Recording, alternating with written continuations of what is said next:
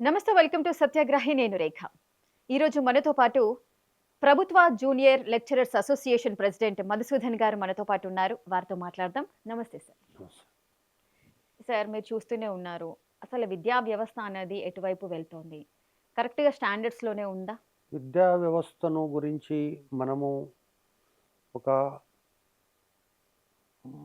Macro లెవెల్‌లో స్థూలంగా పరిశీలిస్తే, హ్మ్. తెలంగాణ రాష్ట్రం ఏర్పడిన తర్వాత సరే నీళ్లు, నిధులు, నియామకాలు అవును. అనేటటువంటి ఒక ట్యాగ్ లైన్ తోటి ఏర్పడ్డటువంటి ప్రభుత్వంలో కూడా వాళ్ళు చాలా స్పష్టంగా మేము విద్యా, వైద్యం పైన ఎక్కువ శ్రద్ధ పెట్టలేకపోయినాము అనేటటువంటి ఒక విషయాన్ని అంగీకరించినటువంటి పరిస్థితి. ఆ తర్వాత విద్యా, వైద్యం పైన చర్చ చేయకుండానే కొన్ని మౌలికమైనటువంటి మార్పులు విద్యా వ్యవస్థలో తీసుకొచ్చారు. అంటే కేజీ నుంచి పీజీ వరకు విద్యా వ్యవస్థను ఇంప్లిమెంట్ చేయలేకపోయినా దాదాపు 500 ఉన్న రెసిడెన్షియల్ జూనియర్ కాలేజీలు, స్కూల్సు దాదాపు ఇప్పుడు 1399 అంటే దాదాపు 1400 రెసిడెన్షియల్ స్కూల్సు ఆ ప్రభుత్వం ప్రారంభించింది.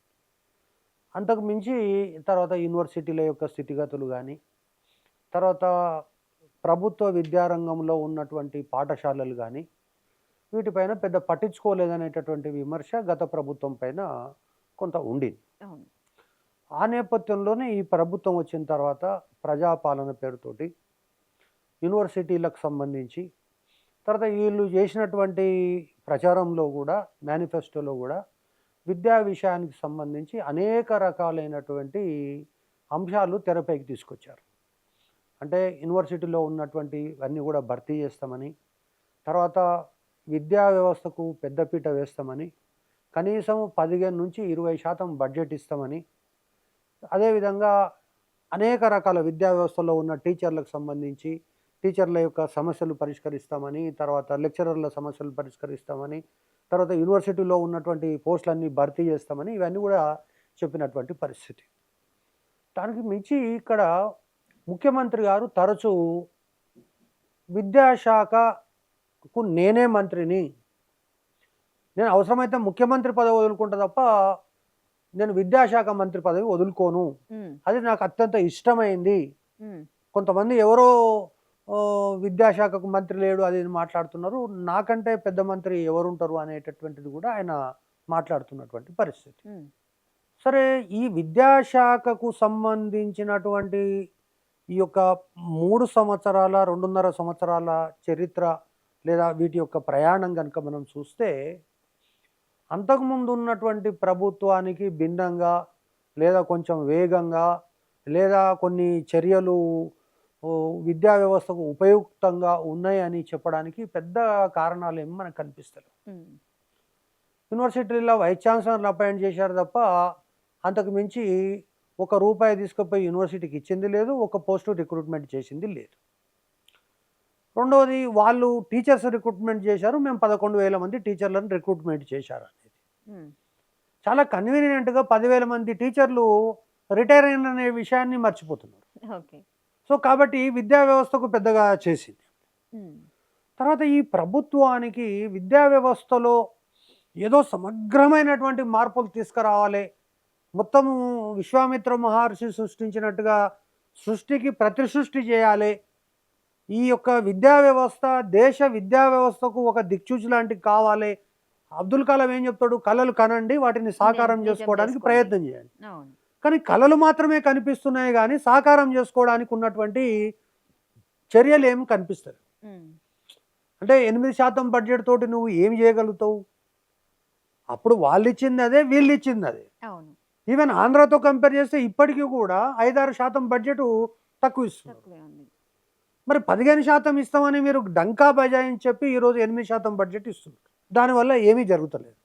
తర్వాత విద్యా వ్యవస్థ లోపల సమాజంలో ఉన్నటువంటి ఎస్సీ, ఎస్టీ, బీసీ, మైనారిటీ ఈ గురుకులాలను పెట్టి వాళ్ళ వరకు చదువు చెప్పి, ఇగో మేము ఇందులో ఇంతమంది డాక్టర్లను ఇంతమంది అని, ఈ యొక్క 4 కోట్ల జనాభాలో 40 మంది డాక్టర్లు కాగానే మొత్తం అది ఏదో అద్భుతం సాధించినట్టు, ఇద్దరెవరో హిమాలయ పర్వతాలు ఎక్కితే ఇంకా అయిపోయి, ఇంకా మిగిలింది ఏముంది, ఇంకా ఈ ప్రభుత్వం కూడా అంతకంటే మించి ఏమీ కనిపిస్తలేదు. హ్మ్. అయితే ఇక్కడ ప్రధానంగా ఈ ప్రభుత్వంలో విద్యా విధానాన్ని మార్చే ప్రయత్నం కానీ, విద్యా విధానం లోపల మార్పులు తీసుకురావడం కానీ, విద్యా వ్యవస్థను ఉన్నతీకరించడంలో కానీ సూచనలు ఎవరు, సలహాలు ఎవరు అని చూస్తే గనక చాలా బాధాకరమైనటువంటి పరిస్థితి కనిపిస్తుంది. ఎక్కడ రివ్యూ చేసిన పరిస్థితే కనిపించట్లేదు సార్. అంటే ఇప్పుడు ముఖ్యమంత్రి గారు విద్యా వ్యవస్థ పైన రివ్యూ చేసింది అంటున్నారు. ఉమ్, అంటే బట్టలు మంచిగా కుట్టాలి, షూ మంచిగా కుట్టాలి, ఇవే కనిపిస్తున్నాయి తప్ప ఉమ్, ఈరోజు దేశంలో ముఖ్యంగా ఈ రాష్ట్రంలో 1956 రాష్ట్రం ఏర్పాటు నుంచి ఇప్పటి వరకు కూడా విద్యా వ్యవస్థలో సమూలమైనటువంటి మార్పులు తీసుకురావడానికి ఒక కమిషన్ నియమించినటువంటి సందర్భం లేదు. ఉమ్, కానీ ఈయన ఒక కమిషన్ నియమించాడు. అందరూ ఏమనుకున్నారు, ఓహో ఈయన మొత్తము ఆయుధాలన్నీ బయటకు తీశాడు కాబట్టి ఏదో విస్ఫోటనం జరుగుతుందని అనుకున్నారు. కానీ కొండందవి ఎలుకనన్న పడతాడు అనుకుంటే ఎలుకను కూడా పట్టనటువంటి పరిస్థితి. ఆకునూరు మురళి కమిటీ వేసినప్పుడు ఎంతైతే దాని మీద ఆశలు లేదా ఆశయాలు ఇవన్నీ ప్రజలలో మెదిలినాయో, ఈ కమిటీ ఒక వేస్ట్ కమిటీ అని, చాలామంది ఈ రిపోర్టును తీసుకుపోయి మూసిలో పడేయండి అని, డస్ట్బిన్లో పడేయండి అని, ఈ విధంగా అనేక రకాలైనటువంటి విషయాలు దేశంలో ఎన్నడూ లేనట్టుగా ఉపాధ్యాయుల జీతభత్యాల మీద ఏడుపు ఆ కమిటీ రిపోర్ట్లో కనిపించింది. ఉమ్, కేసీఆర్ ఎన్నడూ కూడా ఉపాధ్యాయుల జీతాలు తగ్గించాలి ఇటువంటివి ఎన్నడూ మాట్లాడలేదు. ఉమ్, కానీ మరి ఉపాధ్యాయుల జీతాలు తగ్గించాలని నేను మాట్లాడినప్పుడు ముఖ్యమంత్రి దాని మీద మళ్ళా వివరణ ఇచ్చుకోవాల్సినటువంటి పరిస్థితి ఒకటి వచ్చింది.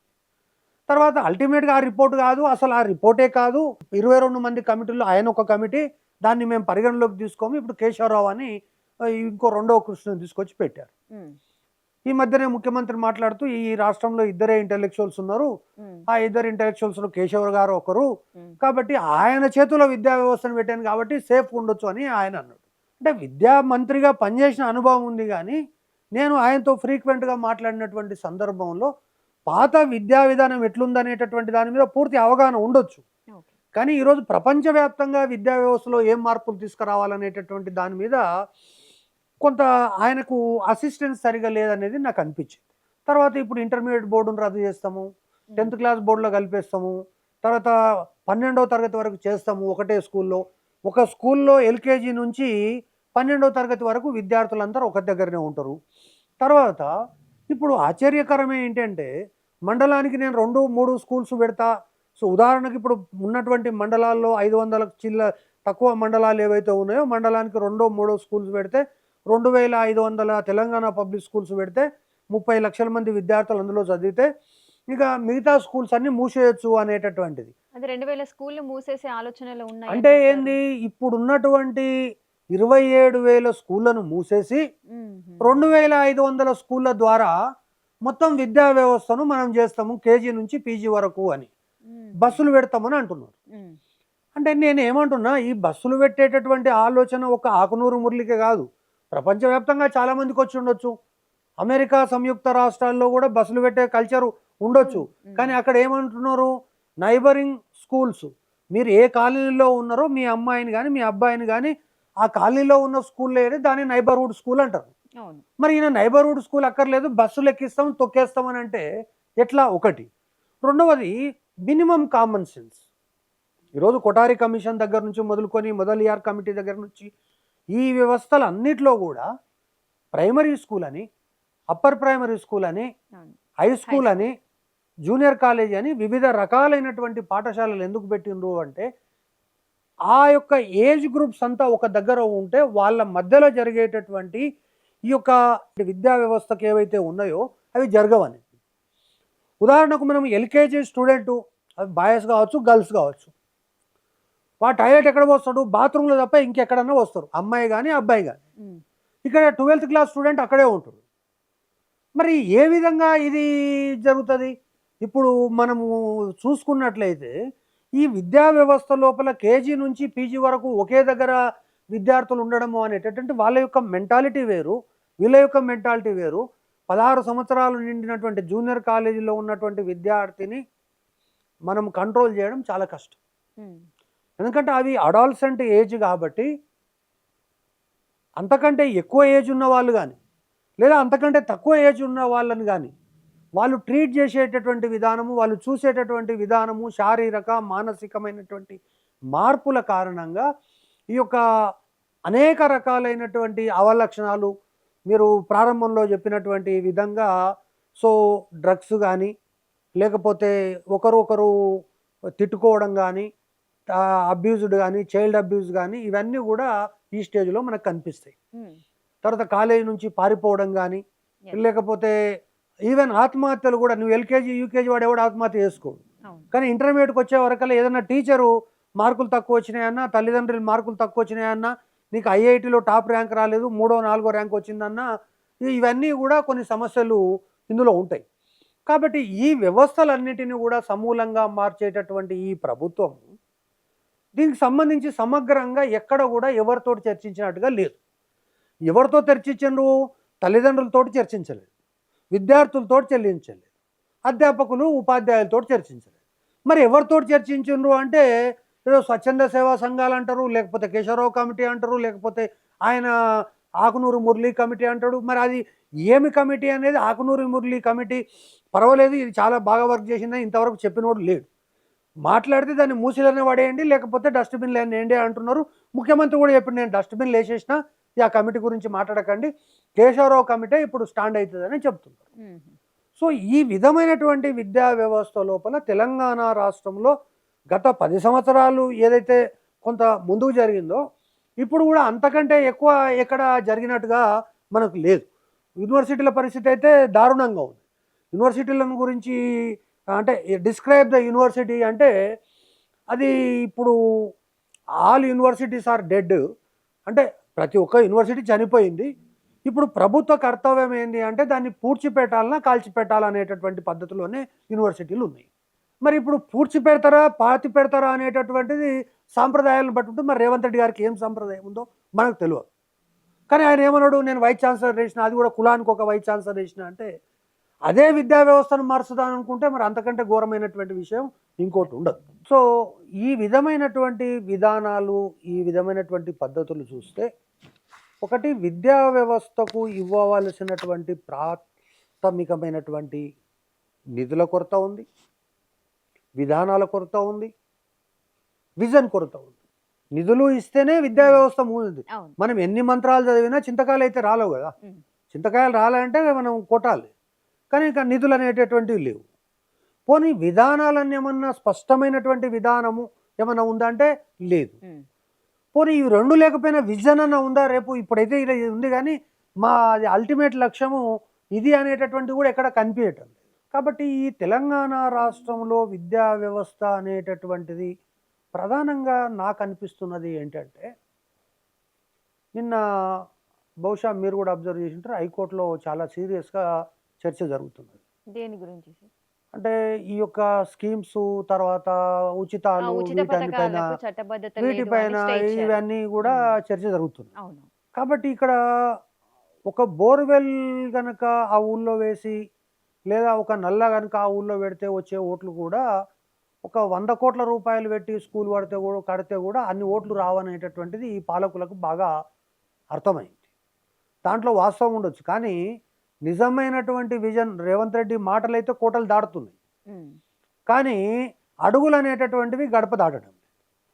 అంటే ఇక ఈ దేశంలో ఈవెన్ నేను కూడా వ్యక్తిగతంగా కలిసినప్పుడు కూడా మనం భూములా పంచలేము. పోనీ ఇప్పుడు ఉన్నటువంటి ఆర్థిక పరిస్థితి ద్వారా ప్రతి ఒక్కరికి దళిత బంధు ఇచ్చినట్టుగా 10 కోట్లు 20 కోట్లు 10 లక్షలు 20 లక్షలు ఇచ్చి వాళ్ళను పేదరిక రేఖ నుంచి బయటికి మనం ఇవ్వగలిగింది కేవలం విద్య మాత్రమే. విద్య ద్వారానే సమాజ మార్పును కోరుకుంటున్నా, అదే దీర్ఘకాలికమైనటువంటి సంక్షేమ పథకము. ఇవన్నీ కూడా అప్పటికప్పుడు తినడానికి, రాత్రికి నిద్రపోవడానికి పనికొస్తాయి తప్ప ఒక వ్యక్తి యొక్క జీవితాన్ని, తద్వారా ఆ కుటుంబం యొక్క జీవితాన్ని, సమాజం యొక్క జీవితాన్ని, లేదా సమాజం యొక్క సంక్షేమాన్ని లేదా అభివృద్ధిని మనం ఎట్టి పరిస్థితుల్లో కూడా ఈ విధానం ద్వారా చేయలేం. కాబట్టి విద్యనే దీనికి మూలాధారం. కానీ విద్య మూలాధారం అనే ఉపన్యాసాలు ఎక్కడికి వచ్చినా చెప్తున్నాడు తప్ప ఆచరణలో చూస్తే ఇప్పటి వరకు ఎలాంటి చర్యలు మాత్రం కాంక్రీట్ చర్యలు ఏం కనిపిస్తారు. పదే పదే జర్మనీ నేర్చుకోండి, జపాన్ నేర్చుకోండి అని చెప్తున్నారు. మరి జపాన్, జర్మనీ నేర్పించే అంత లెక్చరర్స్ కానీ, వాళ్ళంతా మనకు ఆల్రెడీ వచ్చిన వాళ్ళు అంత స్టాఫ్ ఉన్నారా నేను సార్? ఇక్కడ ఒక విషయం ఏందంటే, ఈ విద్యాశాఖ తీరు ఎట్లా ఉంది అంటే, ఉట్టికెక్కలేనమ్మ స్వర్గానికి ఎక్కినట్లుగా అనిపిస్తుంది. నీ పక్క రాష్ట్రంలో పోయి చూడు విద్యా వ్యవస్థ ఎట్లా ఉందో. Kerala 100% literacy yes. సాధించిందన్నారు. మీరు పోయి చూడండి కేరళ 100% లిటరసీ కారణాలు ఏంటో. ఇది వదిలిపెట్టేసి మరి అధికారుల యొక్క ఆలోచన, ముఖ్యమంత్రి గారి ఆలోచన, మీరు పోయి వివిధ రాష్ట్రాలు జపాన్ విద్యా వ్యవస్థను పోల్చుకోవడానికి నీకెక్కడ అధికారం అర్హత ఉంది? చైనా విద్యా వ్యవస్థ నీకెక్కడ అర్హత ఉంది? సో ఫిన్లాండ్ విద్యా వ్యవస్థ ప్రపంచంలోనే నంబర్ 1 దేశం. ఫిన్లాండ్ అనేటటువంటిది విద్యా వ్యవస్థకు చాలా ముఖ్యమైనటువంటిది. కానీ అక్కడ ఎక్కడ ఉంది? అక్కడ ఈ ఉచిత పథకాలు లేవు కదా. సో నువ్వు ఒకవేళ 50% నిధులు విద్యా వ్యవస్థకి ఇస్తా, మిగతా 50%మే ప్రాజెక్టులు కడతా, కరెంటు, ఎలక్ట్రిసిటీ ఇవన్నీ చేస్తా అంటే వస్తుంది. కానీ 100% నువ్వు సంక్షేమ పథకాలు, నీ ఓట్లు, నీ సీట్లే ప్రధానమైనప్పుడు విద్యా వ్యవస్థకు నిధులు అనేటటువంటిది నువ్వు ఇవ్వగలిగితే అమెరికాకు పోతావా, లండన్ పోతావా, ఇంకో దగ్గరకు పోతావా పో. కానీ 8% నిధులతోటి మరి చీకటికి అంటే వెనుకటికి ఒక సామెత ఏముందంటే, గుమ్మిలో ఉన్నటువంటి ఒడ్లు గుమ్మిలోనే ఉండాలి, పిల్లవాడు మాత్రం పైల్మాన్ కావాలంటే ఎట్లా సాధ్యమవుతుంది? సో కాబట్టి ఇవన్నీ కూడా చూస్తుంటే విద్యా విధానంలో అనేక రకాలైనటువంటి లోపాలు కనిపిస్తున్నాయి. తర్వాత మీరు ప్రారంభంలో ప్రస్తావించినటువంటి అంశాలు చాలా ముఖ్యమైనటువంటివి ఏంటంటే, ఒకటి ఈ ప్రభుత్వ రంగంలో ఉన్న 27,000 పాఠశాలలనేమో గాలికి వదిలేశారు. దాంట్లో ఎలాంటి చర్యలు తీసుకోలేదు. తీసుకుంటే ఏమంటాడు, మీ దగ్గర బాత్రూమ్ కడగడానికి ఇంతకుముందు కేసీఆర్ ఏమి ఇవ్వలేదు, నేను బాత్రూమ్ కడగడానికి ప్రతి ఒక్క స్కూల్కి ఒక స్కావెంజర్ని అపాయింట్ చేసినానని చెప్తున్నాడు. తర్వాత రెండవది రెసిడెన్షియల్ స్కూల్స్ ఆయన ఎట్లా ప్రమోట్ చేసిండో ఈయన అట్లే ప్రమోట్ చేస్తుండు. 1,35,000 నేను షూ ఇస్తా, ఇంకోటి ఇస్తా, టై ఇస్తా, ఇవన్నీ ఏదో చెప్తున్నాడు. ఈ రెండు మాత్రమే సరిపోవు కదా విద్యా వ్యవస్థ లోపల, ఇంకా అనేక రకాలుగా. ఇప్పుడు నేను 4,000 పాఠశాలల్లో పిల్లలు లేరు కాబట్టి నేను మూసేస్తా అని అంటున్నాను. మరి నువ్వు అధికారంలో రావడానికి ఏం చెప్పినావు? స్కూల్ ఉంటే విద్యార్థులు వస్తారు, కానీ స్కూల్ మూసేస్తే విద్యార్థులు ఎట్లా వస్తారు? కాబట్టి నువ్వు ఇంకా కూడా గ్రామీణ ప్రాంతాలకు విస్తరించాలి. 50 మందో 60 మంది 60 కుటుంబాలు ఉన్నటువంటి గూడాలలో, లంబడి తండాలలో కూడా ఖచ్చితంగా ఈ యొక్క పాఠశాలలు ఉండాలి కదా. అసలు నేను ప్రైమరీ స్కూల్సే లేకుండా చేస్తా అని అంటే, ప్రైమరీ స్కూల్లో ఉన్నటువంటి ఎల్కేజీ పిల్లవాడు కూడా నువ్వు మండల్ హెడ్ క్వార్టర్స్కి పోవాలి, అక్కడ ఎల్కేజీ నుంచి 12th క్లాస్ వరకు ఉంటుందంటే ఒకే బస్సులో ఆడవాళ్ళు మగవాళ్ళు, అంటే అమ్మాయిలు అబ్బాయిలు. అంటే ఈ అబ్బాయి 12th క్లాస్ అబ్బాయి ఇక్కడ కూర్చుంటే ఎల్కేజీ అమ్మాయి పైన కూర్చోవాలి. అంటే ఇది ఏ విధంగా, ఏ దేశంలో ఉంది ఈ విధమైనటువంటి పద్ధతి? సో ఈ యొక్క చైల్డ్ అబ్యూజ్ అనేటటువంటి దానికి కేంద్రాలుగా మారబోతున్నాయనే విషయం ముఖ్యమంత్రికి అర్థమవుతుంది. ఒకటి. రెండవది యంగ్ ఇండియా రెసిడెన్షియల్ స్కూల్స్ అంటారు. ఆయన ఏమంటున్నాడు, తెలంగాణ పబ్లిక్ స్కూల్స్ అంటున్నాడు. తెలంగాణ పబ్లిక్ స్కూల్, నేను యంగ్ ఇండియా రెసిడెన్షియల్ స్కూల్స్ అని ఒక్కొక్క స్కూల్కి 200 కోట్ల రూపాయలతోటి నిర్మిస్తుంది. నేను కూడా చాలా స్పష్టంగా చెప్పిన, మంచిదే అది, కానీ వర్టికల్ హారిజాంటల్ క్లబ్బింగ్ అనేది ఉండాలి.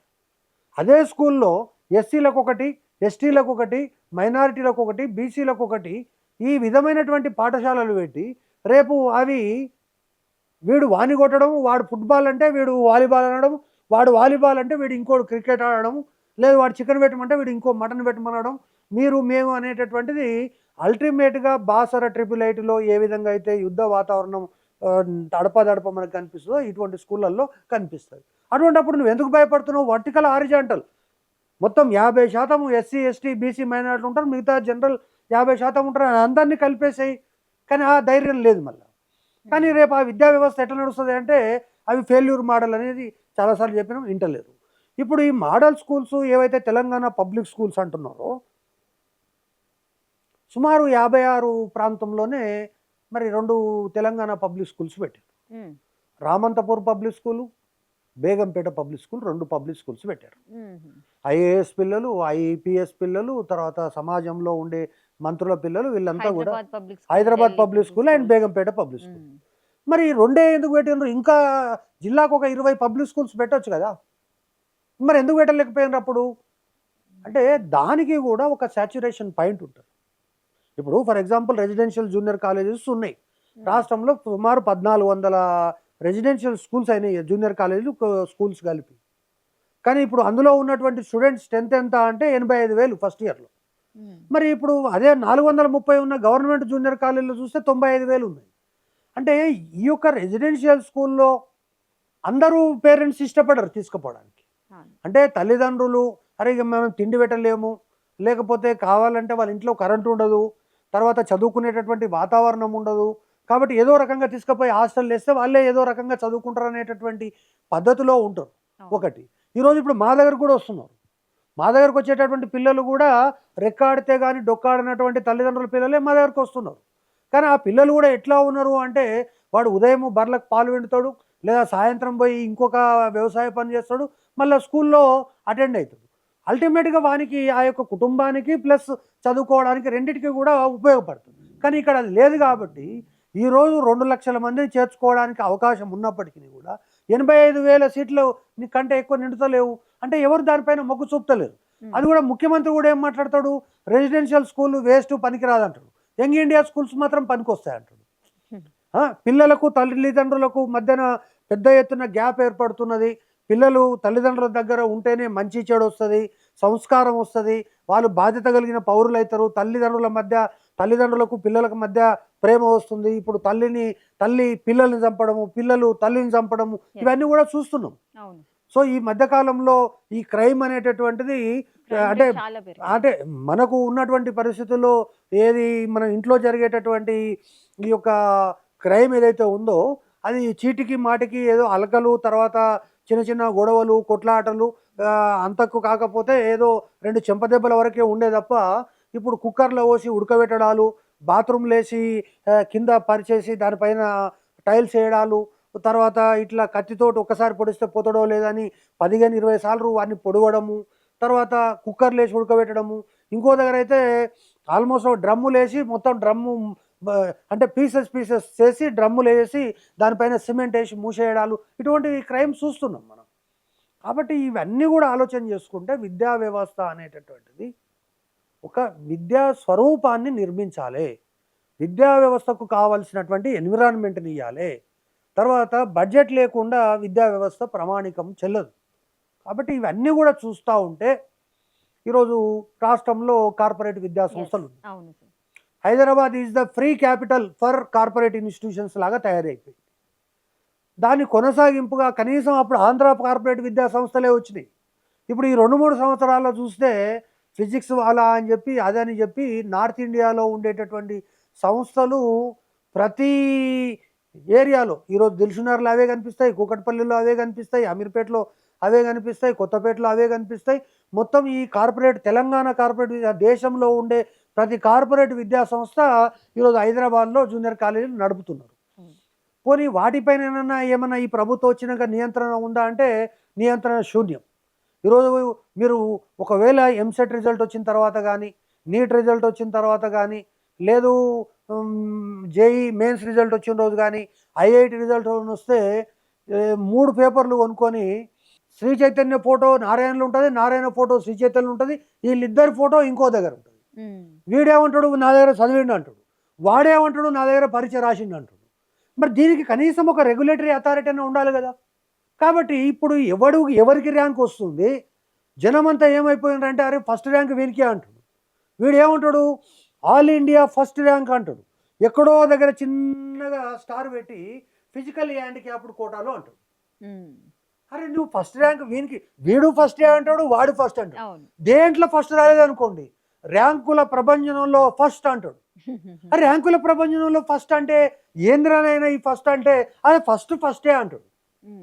సో ఈ విధంగా వాటిపైన కూడా కనీసం నియంత్రణ లేదు, రెగ్యులేటరీ అథారిటీస్ లేవు, ఆ యొక్క పేపర్లలో వచ్చే యాడ్స్ పైన నియంత్రణ లేదు.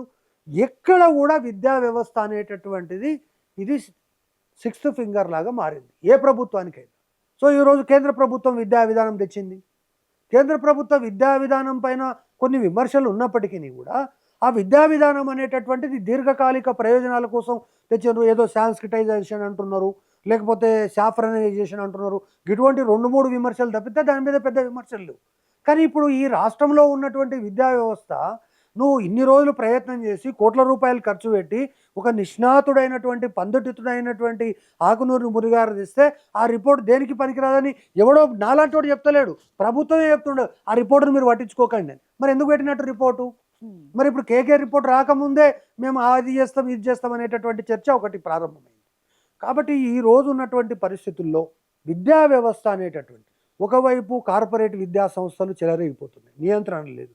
ప్రైవేటు కార్పొరేట్ విద్యా సంస్థల నియంత్రణ శూన్యం.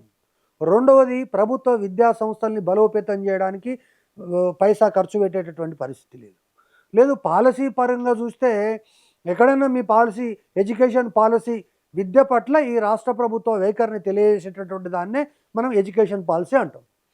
ప్రైవేటు పట్ల నీ పాలసీ ఏంది, గవర్నమెంట్ పట్ల నీ పాలసీ ఏంది, విద్యార్థుల పట్ల నీ పాలసీ ఏంది, ఎస్సీ రెసిడెన్షియల్ స్కూళ్ళ పట్ల నీ పరిస్థితి ఏంది, రెసిడెన్షియల్ స్కూల్సా, యంగ్ ఇండియా పబ్లిక్ స్కూల్సా, అసలు నువ్వు ఏ స్కూల్స్ను ప్రమోట్ చేయాలనుకుంటే ఏది దానికి కూడా మనకు లేదు. ఒక మీటింగ్లో అది చెప్తారు, ఒక మీటింగ్లో ఇది చెప్తారు. రెసిడెన్షియల్ స్కూల్స్ దరిద్రమని ఒక మీటింగ్లో చెప్తారు. రెసిడెన్షియల్ స్కూల్లో ఇన్ని పథకాలు, ఇన్ని లక్ష్యాలు మేము సాధించినాం, ఇంతమంది డాక్టర్లు వచ్చిందని తెల్లారి ఫోటో సీఎం గారు దిగుతారు. మరి ఇవన్నీ కూడా చూస్తూ ఉంటే విద్యా వ్యవస్థ ఒక అపసవ్య దిశలో కొనసాగుతున్నది అనేటటువంటిది మాత్రం చెప్పక తప్పదు. ఖచ్చితంగా ఈ విద్యా వ్యవస్థను ఈ ప్రభుత్వం కూడా విజన్ ఉందా లేదా ప్రభుత్వానికి తెలియాలి. కానీ విజన్ ఉన్నట్టు కానీ ఒక పాలసీ డాక్యుమెంట్కి సంబంధించినటువంటి ఒక అథారిటేటివ్ ఏదో చేయాలనేటటువంటిది కానీ ఏది చేన్ల పడ్డట్టుగా మనము నడుస్తుంది. ఎవడు అంటే కళ్ళు మూసుకొని నడిచినట్టుగా నడుస్తుంది తప్ప మరి ఈ విద్యా వ్యవస్థకు సంబంధించి ఘోరమైనటువంటి పరిస్థితి బహుశా ఈ 30 సంవత్సరాల ఈ విద్యా వ్యవస్థ చరిత్రను చూస్తే ఇంత ఘోరమైనటువంటి పరిస్థితి, ఒక కన్సిస్టెన్సీ లేనటువంటి పరిస్థితి లేదు. మేము విద్యా వ్యవస్థను ఏం ముట్టుకోదలుచుకోలేదు, ఏదో నడుస్తుంది అనేటటువంటి పద్ధతి కూడా కనిపిస్తలేదు. అది బెస్ట్. ఇంకా ఏ పాలసీ లేకపోవడమే పాలసీ. పివి నరసింహారావు గారు చెప్తారు కదా, ఇప్పుడు మీకు విధానం ఏంటి అంటే మేము ఏ విధానం చెప్పకపోవడమే మా విధానం అంటాడు ఆయన. సో అట్లా కనీసం ఉన్నది నడిపించాలి. కానీ మేము అది చేస్తాము ఇది చేస్తామని ఏమి చేయకపోతే ఒకటి అటు గుంజడము ఒకటి ఇటు గుంజడం ఏంది అనేది నాకు అర్థమైతలేదు.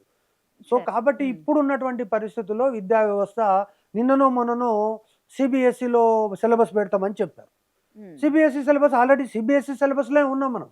దేశవ్యాప్తంగా దాదాపు 8th క్లాస్ నుంచి సిబిఎస్ఈ సిలబస్లో ఏముందో రాష్ట్ర సిలబస్లో కూడా అన్నీ అదే ఉండాలనేటటువంటి పద్ధతిలో ఇంటర్మీడియట్లో అయితే 100% సిబిఎస్ఈ సిలబస్.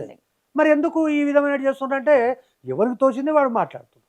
కాబట్టి ఇప్పటికైనా నేను ముఖ్యమంత్రి గారిని కోరేది ఏంటంటే మీ విజన్ బాగుండొచ్చు, కానీ మీ విజన్కు తగ్గట్టుగా మీ విధాన రూపకల్పన యొక్క ప్రయత్నం లేదు.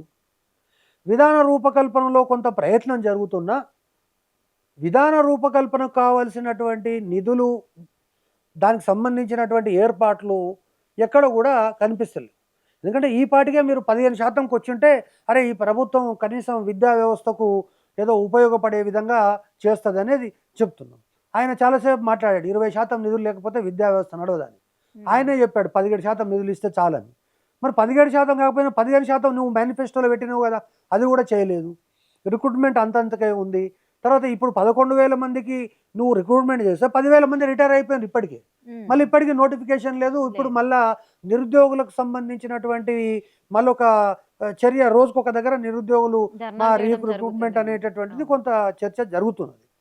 కాబట్టి ఈ యొక్క విద్యా విధానం పట్ల ఏదో మంచి జరుగుతుంది అని చెప్పడం కంటే, ఏమీ జరుగుతలేదు అని చెప్పడం కంటే, ఏదో సంథింగ్ ఏదో ఒక 2 అడుగులు ముందుకు 6 అడుగులు వెనుకకు అన్నట్టుగా కొంచెం విద్యా వ్యవస్థ పైన ఈ ప్రభుత్వానికి ఒక విధానపరమైనటువంటి లేదా గమ్యస్థానం ఏంది అనేటటువంటిది లేదు అనేటటువంటిదే నాకు అర్థమవుతుంది. సరే, మధ్యకాలంలో చూసినా కూడా విద్యార్థుల ఆత్మహత్యలు అనేవి కూడా ఎక్కువైపోయాయి. అంటే అది ఒత్తిడి వల్ల, అంటే ర్యాంక్స్ కార్పొరేట్ విద్యా సంస్థల్లో చూసుకున్నట్లయితే ర్యాంక్స్ ఒత్తిడి వల్లనే వాళ్ళు ఆ విధంగా ఆత్మహత్యలకు ఇప్పుడు పాల్పడుతున్నారా? ఏం మీరు జరుగుతుంది? చెప్పినటువంటి విషయాన్ని కనుక నేను గత 30 సంవత్సరాల్లో విద్యా సంస్థలో ఒక కార్యకర్తగా పనిచేస్తున్నటువంటి క్రమం లోపల విద్యార్థుల యొక్క ఆత్మహత్యలకు ప్రధానమైనటువంటి the first foremost reason parents, the second foremost reason colleges, the third important reason government. తల్లిదండ్రులు ఏంటంటే నాకు ఒక అమ్మాయి ఉంది, ఒక అబ్బాయి ఉంది. ఇప్పుడు తెలంగాణ రాష్ట్రంలో 60 లక్షల మంది విద్యార్థులు ఉంటే 60 లక్షల మంది డాక్టర్లు, 60 లక్షల మంది ఇంజనీర్లు కాలేరు. కాలేరు. అది ప్రతి తల్లిదండ్రులు కూడా తెలుసుకోవాలి. నాకు అమ్మాయి ఉంది కాబట్టి ఈమె ఖచ్చితంగా డాక్టరే కావాలి, నేను యాంకర్ అయినా కాబట్టి కనీసం ఆమెనన్నా డాక్టర్ కావాలనేటటువంటి పద్ధతి ఏదైతే ఆలోచన విధానం ఉందో అది ప్రధానంగా అసలు ఈమె డాక్టర్ కాగలుగుతుందా లేదా. దాదాపు ఈ రాష్ట్రంలో దేశం మొత్తంగా ఉన్న 1,30,000 సీట్లలో సుమారు 20 లక్షల మంది పరీక్ష రాస్తారు. అందులో ఈమె నెగ్గుక రాగలదా లేదా, 5 సంవత్సరాలు ఎంబీబీఎస్ చేసిన తర్వాత మళ్ళీ పీజీ సీట్ వస్తుందా లేదా, ఈమెకున్న టాలెంట్ ఏంది, అసలు టాలెంట్ కంటే ఎక్కువ ఆమె అభిరుచి ఏంటి. ఆమె అభిరుచి అనేటటువంటిది ఏంటి, ఫ్యాషన్ డిజైనింగ్ ఆమె అభిరుచి. ఉమ్. లేదు లేదు నేను ఫ్యాషన్ డిజైనింగ్ కనుక నువ్వు చేరితే నేను మా స్టూడియోలో మిగతా వాళ్ళకు మా అమ్మాయి ఫ్యాషన్ డిజైన్ చేస్తుంది అంటే అందరూ నన్ను ఎలాగైనా చూస్తారు, కాబట్టి నువ్వు ఎట్టి పరిస్థితుల్లో డాక్టర్ అయి తీరాల్సిందే, ఉమ్. లేదు ఒక ఇంజనీర్ అయి తీరాల్సిందే, లేదు నేను ఐఐటి చదువుతా, లేకపోతే నేను నేను ఏదో ఐఏఎస్ చదువుదాం అనుకుంటున్నా, లేకపోతే నా యొక్క ఇది వేరు అంటే లేదు లేదు నువ్వు ఆమె డాక్టర్ కాబట్టి నువ్వు ఖచ్చితంగా ఇంజనీర్ కావాలి. ఇంజనీర్ కాకుండా ఉదాహరణకు ఉస్మాన్ యూనివర్సిటీలో ఇప్పుడు నేను పిహెచ్డి హోల్డర్ ఉస్మాన్ యూనివర్సిటీలో, ఆ రోజు నేను ఎంఏ చదివేటప్పుడు అమ్మో ఈయన ఉస్మాన్ యూనివర్సిటీలో అది కూడా ఆర్ట్స్ కాలేజీలో ఎంఏ చదువుతుండని ఊళ్ళంతా గొప్పగా చెప్పుకునేవారు. గొప్పగా చెప్పుకున్నాం. అవును. ఇప్పుడు పొరపాటున మా అబ్బాయిని తీసుకుపోయి నేను ఏ ఉస్మానియా యూనివర్సిటీలో ఈవెన్ నల్సర్లో తీసుకుపోయి లాలా చేసిన అదేంటన్నా ఇన్ని ఇంజనీరింగ్ కాలేజీలు ఉన్నాయి, ప్రైవేట్ కాలేజీలు ఉన్నాయి, ఐఐటీలు ఉన్నాయి, ఎన్ఐటీలు ఉన్నాయి, లేదు అంటే ప్రైవేట్ విట్ ఉంది, ఇటువంటి కాలేజీల్లో వేసి డాక్టర్ ఇంజనీర్ కాకుండా ఏంది అటువంటి దానికి పంపించినావు అంటే నేను చెప్పుకోవడానికి సిగ్గుపడుతున్నటువంటి పరిస్థితి ఒకటి కనిపిస్తున్నది. కాబట్టి తల్లిదండ్రులు ఈ యొక్క పరిస్థితి. ఇక రెండవది వీళ్ళ యొక్క అడ్వర్టైజ్మెంట్స్, కాలేజీల యొక్క యాజమాన్యం అత్యవసర మార్కులతో 10th పాస్ అయ్యారా, చింతించాల్సిన అవసరం లేదు.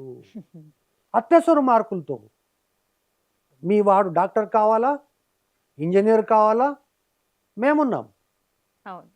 10th క్లాస్లో బోటాబోటి మార్కులతో పాస్ అయిన అనేక మంది విద్యార్థులు మా విద్యా సంస్థలో చేరి డాక్టర్లుగా, ఇంజనీర్లుగా స్థిరపడ్డారు అనగానే విదేశాలలో స్థిరపడ్డారు. మనము అక్కడ మీరు కిచెన్లో టీ పెట్టింటారు, ఆ టీ పొంగిపోతుంటుంది, కానీ మీ యొక్క అటెన్షన్ అంతా ఏదో ఉందట కానీ మీరు వచ్చి చూసే లోపల ఆ టీ పొంగిపోయింటుంది, కానీ మీ మనసు అంతా ఈ విధమైనటువంటి మిమ్మల్ని మానసికంగా మీ యొక్క మైండ్ మొత్తం ఈ యొక్క విద్యా సంస్థలు దోపిడీ చేస్తున్నాయి పేరెంట్స్. కాబట్టి ఇందులో చేరితే వాడు ఏదో డాక్టర్ ఇంజనీర్ అవుతాడు, వాడు డాక్టర్ ఇంజనీర్ కాలేవు ఉంటే వాడు ఏమైనా వేస్టే, వాడి దేశానికి ప్రధానమంత్రి అయినా వేస్టే. సో కాబట్టి అటువంటి ఒక తల్లిదండ్రులు. ఇక మూడవది ఏంటంటే ఇప్పుడు వచ్చినటువంటి విద్యా సంస్థలు ఈ ప్రభుత్వానికి కొంచెమైన ఆలోచన విధానం ఉండాలి. ఇప్పుడు మీరు టీవీ పెట్టినంటే ఒక సామాజిక బాధ్యతతోటి ఇది చర్చ చేస్తుంది. వచ్చేటటువంటి స్టాఫ్ జీతభత్యాలు ఇవన్నీ కాకుండా సమాజంలో చెడు ఎక్కడ ఉంటే దాన్ని బయటికి తీయడము, మంచి ఎక్కడ ఉంటే దాన్ని ప్రమోట్ చేయడం అనేటటువంటిది మినిమం అట్లీస్ట్ 100% చేయకపోయినా 60-70% ప్రతి ఛానల్ చేస్తారు. కానీ ఇక్కడ ఉండేటటువంటి విద్యా సంస్థలు ఏవైతే ఉన్నాయో దోచుకోవడానికి వచ్చినటువంటి విద్యా సంస్థలని తెలుసు, మీకు తల్లిదండ్రులకు తెలుసు, ప్రభుత్వానికి తెలుసు. ఇప్పుడు నిన్న మొన్న మీరు చూసిండ్రు దాదాపు 47 కాలేజీల పైన కేసులు పెట్టారు. ఇప్పుడు నేను కిందికి వస్తుంటే మీ అపార్ట్మెంట్లో కూడా ఫైర్ సేఫ్టీకి సంబంధించిన యంత్రాలు కనిపిస్తున్నాయి, కానీ ఏ యంత్రాలు లేకుండానే ఫైర్ సేఫ్టీ సర్టిఫికేట్ తెచ్చి విద్యార్థుల యొక్క జీవితాలతో చెలగాటమాడుతున్నాయి. మరి ఇటువంటి విద్యా సంస్థలు కాబట్టి ఇక్కడ ప్రధానంగా విద్యా సంస్థల్లో ఏంటంటే వీక్లీ ఓ టెస్ట్ పెడతారు, 15 డేస్కో టెస్ట్ పెడతారు. మనకి పొరపాటున ఒక్క మార్కు తగ్గింది అనుకోండి, వాడిని రాత్రి క్లాస్ రూమ్లోనే కూర్చోబెట్టడం, మగ్గులో నీళ్ళు తీసుకొని 3 సార్లు కొట్టడం, తర్వాత అక్కడ ఉన్నటువంటి పరిస్థితులు ఒకవేళ వాడు పొరపాటున వీక్లీ వన్సో 3 రోజులకు ఒకసారి ఖచ్చితంగా ఈరోజు స్నానం చేసి తీరాలి అని అనుకుంటే వాడు 2 గంటలకు లేస్తే తప్ప ఆ స్నానం గదికి వాళ్ళ లైన్లో వాని టర్న్ రాదు. అదేవిధంగా భోజనము అనేటటువంటిది ఎట్లుంటుంది, తర్వాత అక్కడ ఉన్న వాస్తవ పరిస్థితులు ఏంది, తర్వాత క్లాస్ రూమ్లో ఇప్పుడు మనం కూర్చున్నటువంటి చైర్లే కానీ ఇక ఇట్లా ముందు ఒక ఉంటుంది, వాడు 24 గంటలు దాని మీదే కూర్చోవాలి. క్లాస్ రూమే, స్టడీ రూము, అన్నీ అవే. లాస్ట్కు వాడు ఒకవేళ రెస్ట్ తీసుకోవాలంటే ఎక్కడ అంటే ఒక 5 నిమిషాలు 10 నిమిషాలు బాత్రూంలోకి పోయి అక్కడనే వాడు ఒక 2 నిమిషాలు 3 నిమిషాలు కాళ్ళు ఇట్లా ఇట్లా ఇట్లా అంటే అది కొంచెం అది రిలీఫ్ తప్ప ఇంకోటి లేదు. సో ఇటువంటి పరిస్థితులలో విద్యార్థులకు సంబంధించినటువంటి అభిరుచికి సంబంధం లేకుండా, వాళ్ళ యొక్క నాలెడ్జ్‌కి సంబంధం లేకుండా, వాళ్ళ యొక్క వీటికి సంబంధం లేకుండా ఈ విధంగా తీసుకుపోయి అందరిని కూడా డాక్టర్లు, ఇంజినీర్ చేస్తామనేటటువంటి కారణము. తర్వాత ఈ యొక్క ధనదాహం ఏదైతే ఉందో, అంటే వానికి ఇప్పుడు రేపు ఫస్ట్ ర్యాంకు పేపర్‌లో ఏసుకోవాలంటే వానికి ర్యాంక్ రావాలి. అవును. పొరపాటున వానికి ఒక్క మార్కు తక్కువొచ్చిందనుకో, వాని జీవితంలో అదే రోజు నరకం చూపిస్తారు వానికి.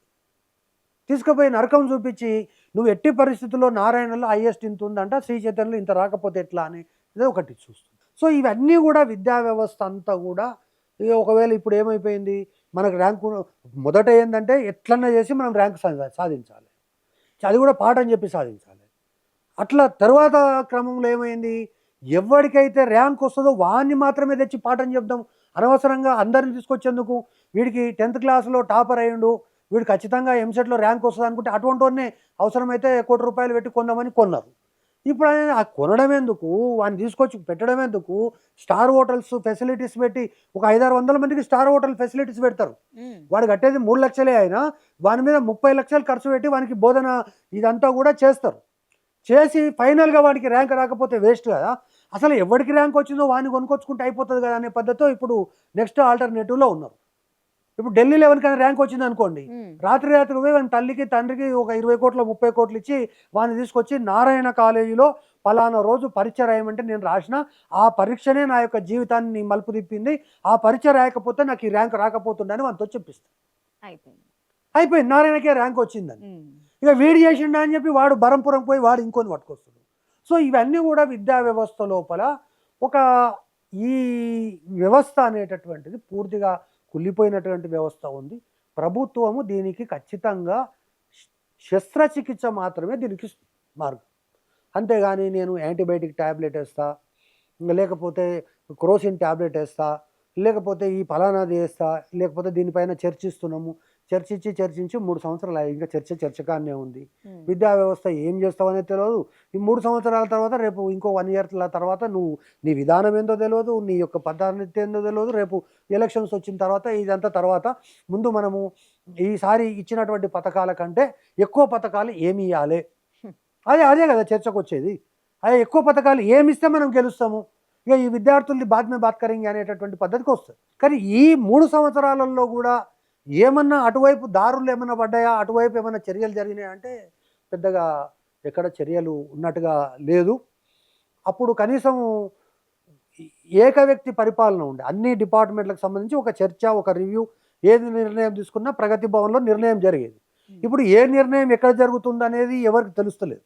అది కోదండరామ్ ఇంట్లో జరుగుతుందా, ఆకునూరు మురళి ఇంట్లో జరుగుతుందా, కేకే గారి ఇంట్లో జరుగుతుందా, లేకపోతే ఎవరింట్లో వాళ్ళు చేస్తుండ్రా, అన్ని తెచ్చి ఇప్పుడు ఊళ్ళల్లో మనం రాజు పాలు పోయమంటే పోస్తారు కదా, లాస్ట్కు నేను ఒక్కరిని నీళ్ళు పోస్తే ఏమవుతుంది అనుకుంటే అందరు తెచ్చి నీళ్ళు పోస్తుండ్రు. ఇప్పుడు అన్ని నీళ్ళే కనిపిస్తున్నాయి తప్ప అక్కడ పాలు అనేది ఇప్పటివరకు అయితే నేను విద్యా వ్యవస్థలో పాలు చూడలేదు. కాబట్టి ఇది స్పష్టంగా ఈరోజు విద్యా వ్యవస్థ పరంగా మాట్లాడితే మాత్రం మార్పులు రావాల్సినటువంటి అవసరం ఉంది. దేశవ్యాప్తంగా మార్పులు వస్తున్నాయి, ప్రపంచవ్యాప్తంగా మార్పులు వస్తున్నాయి.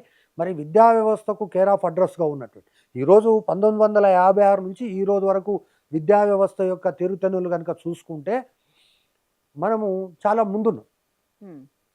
అంటే చాలా ముందున్నాం. అంటే ఈరోజు దేశంలో ఉత్తరప్రదేశ్లో 20 కోట్ల జనాభా, అందులో ఐఐటి అడ్వాన్స్ రాసింది 12,000 మంది. కానీ తెలంగాణ నుంచి ఐఐటి అడ్వాన్స్ రాసింది 25,000 మంది.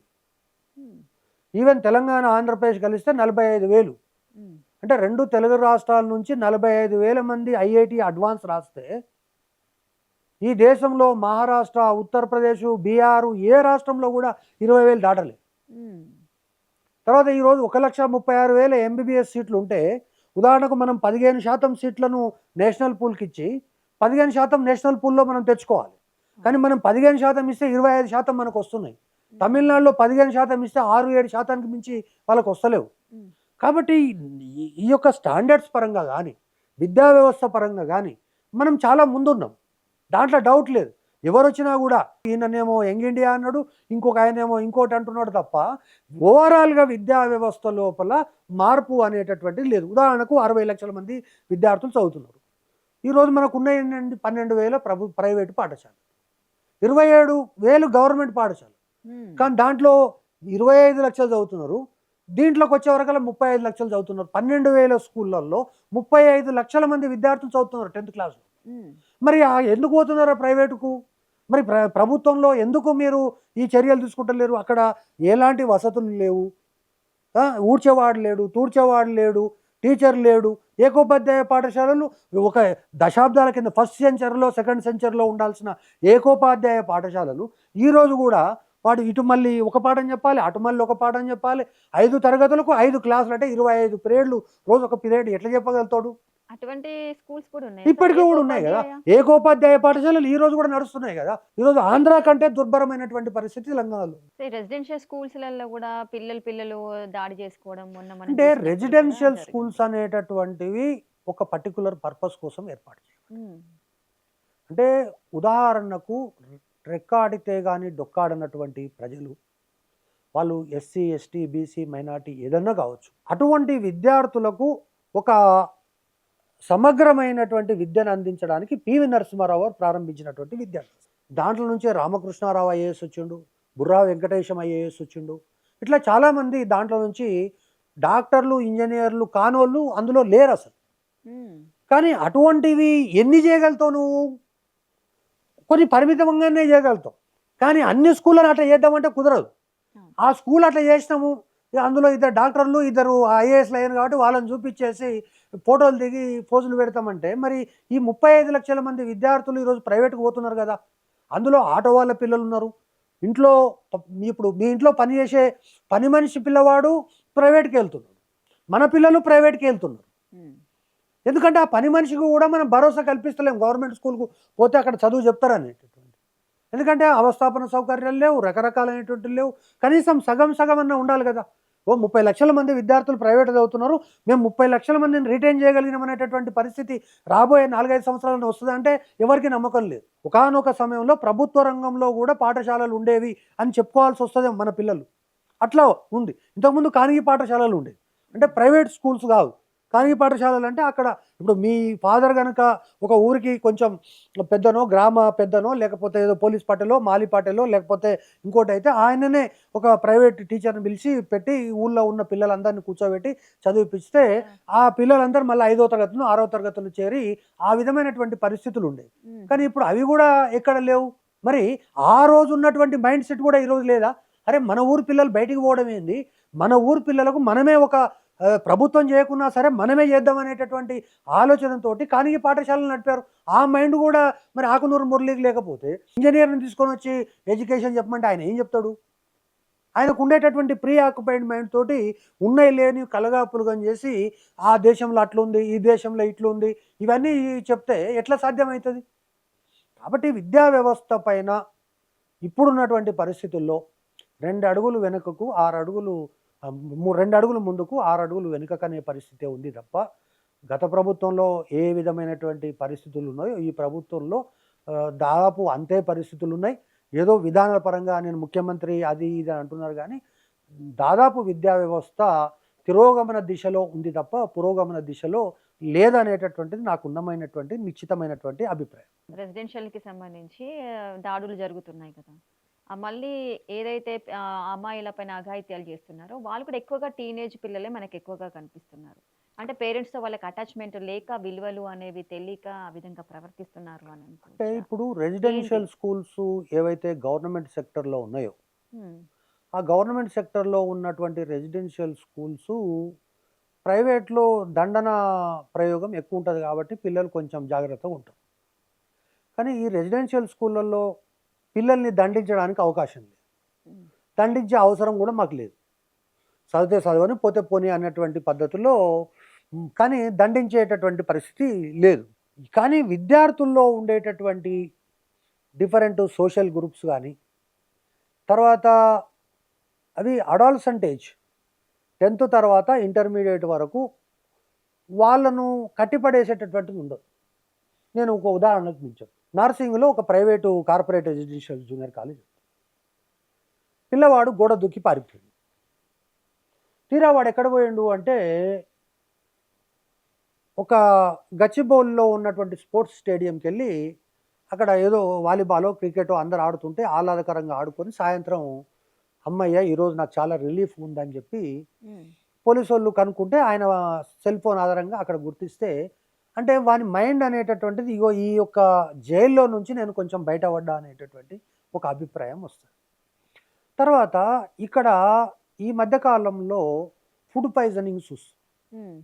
ఫుడ్ పాయిజనింగ్ కూడా దీనికి ఇప్పుడు ప్రభుత్వం అనేటటువంటిది ఉదాహరణకు మా దగ్గర నల్గొండ గర్ల్స్ జూనియర్ కాలేజీలో 2500 మంది పిల్లలు ఉన్నారు, ఫస్ట్ ఇయర్ సెకండ్ ఇయర్ కలిపి. 2500 మంది ప్రేయర్ చేయాలంటే కుదరదు కాబట్టి ఫస్ట్ ఇయర్కి ఒక ప్రేయరు, సెకండ్ ఇయర్కి ఒక ప్రేయర్ పెట్టే పరిస్థితి ఉంటుంది. ఇప్పుడు ఈ 2000 మందికి నేను బ్రేక్ఫాస్ట్ పెడతా, లంచ్ పెడతా, ఈవినింగ్ స్నాక్స్ పెడతా అంటే సుమారు 3 గంటలు అయితే కానీ వాళ్ళు భోజనం చేయలేరు. అంటే ప్రభుత్వం యొక్క ఆలోచన విధానం వీటన్నిటిని ఎక్కడ చేస్తుంది? చేయటం లేదు. రెండవది, ఈ పిల్లలు ఎప్పుడైతే ఉంటారో మేము లేదా మా ఏజ్కి సంబంధించి వచ్చే వరకు మా తల్లిదండ్రుల యొక్క కేర్ అనేటటువంటిది యాపిల్స్, అరటిపండ్లు లేదా ఏదైనా స్వీట్లో ఇటువంటివి తెచ్చిస్తే ఆ రోజు మాకు పండుగ. కానీ ఇప్పుడు ఈ జనరేషన్లో అట్లీస్ట్ బిర్యానీ అనేటటువంటిది మినిమం అయింది. పిల్లవాడికి మనం సండే రోజు ఒకవేళ మీ థియేటర్ ఉన్నా లేకపోయినా మీరు సండే రోజు పిల్లల్ని కనుక బయటికి తీసుకోకపోతే అమ్మ ఇంకా నువ్వు వేస్ట్, మీరు వెళ్ళండి, మేము డాడీతో పోతామని కూడా చెప్తారు. ఇప్పుడు ఈ రెసిడెన్షియల్ స్కూళ్ళలో కూడా ఏమైపోయింది అంటే వీళ్ళు పోయేటప్పుడు ఆశకు 4 బిర్యానీలు 5 బిర్యానీలు తీసుకుపోవడము, ఆ వండినవాడు కూడా ఏంది 100 రూపాయలకు బిర్యానీ అనడము, ఆ 3 రోజుల కిందనో 4 రోజుల కింద తెచ్చి ఫ్రిడ్జ్లో పెట్టినటువంటి చికెన్ తోటి వాడు బిర్యానీ చేస్తాడు, అవి తీసుకొచ్చి వీళ్ళు పెడతారు. సరే పిల్లలకి ఇస్తే అందరికి ఇస్తే కష్టం అని చెప్పేసి ఈమె దాచిపెట్టుకొని ఎవరీ 2 రోజులకు ఒకసారి బిర్యానీ తీసి తినము దాంట్లో ఏమున్నాయి ఏం కథ తెలియదు. సో ఇటువంటి అనేక రకాలైనటువంటి కారణాలు ఉన్నాయి దీంట్లో. తర్వాత కూరగాయలు కూడా వాడు టెండర్ వేస్తాడు, వానికి డబ్బులు ఇయ్యరు. అల్టిమేట్గా ఈ యొక్క మురిగిపోయిన కూరగాయలు, పుచ్చుపట్టినటువంటి కూరగాయలు ఇటువంటివి ఏ ఉన్నాయో అక్కడి నుంచి వాడు అదే సప్లై చేస్తాడు. ఎగ్స్ వచ్చేటటువంటి వరకు వాడు ఎగ్స్ దానికి ఒక లైఫ్ టైం ఉంటుంది. ఆ లైఫ్ టైం దాటినటువంటి ఎగ్స్ 25% ధరలకే ఇస్తారు. సో అటువంటివి తెచ్చిపెట్టడము, వాడు వేసేదేమో ఒక చికెను టెండరు, తెచ్చిపెట్టేదేమో ఇంకోటి, దాంట్లో వెంకాబ్ అని ఇంకోటి రకరకాలుగా ఉన్నాయి. ఇక మటన్ అయితే దాని గురించి మనం మాట్లాడాల్సిన అవసరం లేదు. ఇక చేపలు అయితే ఇంకొక పరిస్థితి. సో కాబట్టి అల్టిమేట్గా ఇక్కడ ఈరోజు రాగి జావా అంటున్నారు, 10% కూడా తాగుతలేరండి. ఇప్పుడు నేనేమంటున్నానంటే రాగి జావా అనేటటువంటిది ఇప్పుడు పెద్దవాళ్ళ ఫుడ్. అది బంజారా హిల్స్, జూబ్లీ హిల్స్లో ఉన్న వాళ్ళు మాత్రమే రాగి జావా తాగుతారు. ఇప్పుడు గ్రామాల్లో ఉన్నటువంటి ప్రజలు వానికి ఛాయ కాఫీ కానే ఉన్నాడు, ఇంకా రాగి జావా అంటే అసలు ఇప్పుడు వానికి ఏం తెలియదు. కాబట్టి ఆ రాగి జావా పెద్ద ఎత్తున తయారు చేస్తే కాస్తున్నారు బయట పోస్తున్నారు. సో ఇటువంటివన్నీ కూడా అంటే వాడి యొక్క ఫుడ్ హ్యాబిట్స్ మారిపోయినాయి. ఇంతకుముందు జొన్న రొట్టెలు లేకపోతే ఇంకా ఇటువంటి ఇప్పుడు ఏదైతే మీరు స్ప్రౌట్స్ అని లేకపోతే ఇప్పుడు ఈ మధ్య వచ్చినాయి కదా రాగులు, తర్వాత ఇవన్నీ మల్టీగ్రెయిన్స్ అన్నీ కూడా ఇప్పుడు జూబ్లీ హిల్స్, బంజారా హిల్స్లో ఉన్నాయి. ఇప్పుడు మేము ఉన్నటువంటి టైంలో గ్రామాల్లో ఇవే ఉండేవి. కానీ ఇప్పుడు గ్రామాల్లో అవి ఎవరు తింటలేరు. తెల్ల రేషన్ కార్డు వచ్చిన తర్వాత నెలకు 50 కిలోల బియ్యం ఇస్తున్న తర్వాత నీకు రాగులు, సామలు, కొర్రలు తినాల్సిన అవసరం ఏముంది? నువ్వేమంటున్నావు? ఇప్పుడు వాళ్ళకు రాగులు, కొర్రలు పెడతారు, వాళ్ళ ఫాదర్సే తింటలేరు, వాళ్ళు ఎందుకు తింటాడు? సో ఇటువంటివన్నీ కూడా మనకు కొన్ని సమస్యలు ఉన్నాయి. కాబట్టి అల్టిమేట్గా ఈ విధాన రూపకల్పనలో కానీ నియంత్రణ పద్ధతుల్లో కానీ వీటన్నిటిలో కూడా ప్రభుత్వము ఒక చిత్తశుద్ధితోటి ఒక పాలసీ, అదేవిధంగా దానికి సంబంధించిన నిధులు, తర్వాత ఒక విజన్, ఎక్కడ పోవాలనేటటువంటిది ఒక విజన్, ఇవి ఖచ్చితంగా ఈ ప్రభుత్వానికి లేవు. కాబట్టి ఇప్పటికైనా ఈ ప్రభుత్వం కొంత విద్యా వ్యవస్థ పైన ముఖ్యమంత్రి గారు తనే నిర్వహిస్తే సంతోషం, లేదు ఇంకెవరైనా ఫుల్ టైం కేటాయించగలిగితే కనీసం విద్యా వ్యవస్థ గురించి చెప్దామంటే ముఖ్యమంత్రి కలవడు, కిందోళ్ళు వినరు, ఇది ఎవరికి చెప్పాలి ఇప్పుడు మేము? కాబట్టి అటువంటి పరిస్థితి అయితే విద్యా వ్యవస్థలో ఒక గ్యాప్ అనేటటువంటిది అయితే ఉంది. మరి గ్యాప్ని ఫిల్ చేయాలంటే ఏంటి సార్ పరిస్థితి? అంటే విద్యాశాఖకు పూర్తి స్థాయిలో మంత్రి ఉండడం అనేటటువంటిది అనివార్యంగా నేను భావిస్తున్నాను. ముఖ్యమంత్రి గారి పర్యవేక్షణ ఉంటుంది, అన్ని శాఖలను పర్యవేక్షణ, విద్యాశాఖ నువ్వు పర్యవేక్షించు. కనీసం విద్యాశాఖలో గ్రౌండ్ లెవెల్లో ఏం జరుగుతుంది అని చెప్పాలి అంటే ముఖ్యమంత్రికి చెప్పలేము, కిందోనికి చెప్పిన ప్రయోజనం లేదు. కాబట్టి అక్కడ ముఖ్యమంత్రికి దగ్గర ఏం నిర్ణయాలు జరుగుతున్నాయో కిందికి అవే వస్తున్నాయి. కానీ కింద ఉన్న గ్రౌండ్ రియాలిటీస్ని బేస్ చేసుకొని నిర్ణయాలు జరగట్లేవని మాత్రం 100% నేను చెప్పగలను.